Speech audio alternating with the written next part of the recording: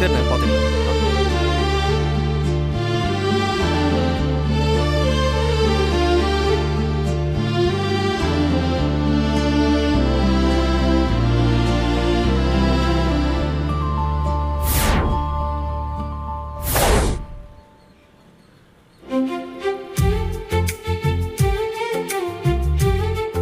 நீ இப்படி கஷ்டப்படுறதுக்கெல்லாம் அப்பாதாமா முழு காரணமே. என்ன மன்னிச்சிருமா. ஏமா, நான் பார்த்த தொழில நல்லபடியா செஞ்சு 4 காசு சேர்த்து வச்சிருந்தேன்னா என் பிள்ளைங்களுக்கு இப்படி ஒரு நிலைமை வந்திருக்காதுல்லம்மா. அப்பா, எத்தனை தடவை சொல்லிருக்கேன் இப்படி தயவு செஞ்சு பேசாதீங்கன்னு. எப்போ ஏன் இதையே சொல்றீங்க? இல்லம்மா, நீ சொல்லனாலும் அது உண்மைதானம்மா.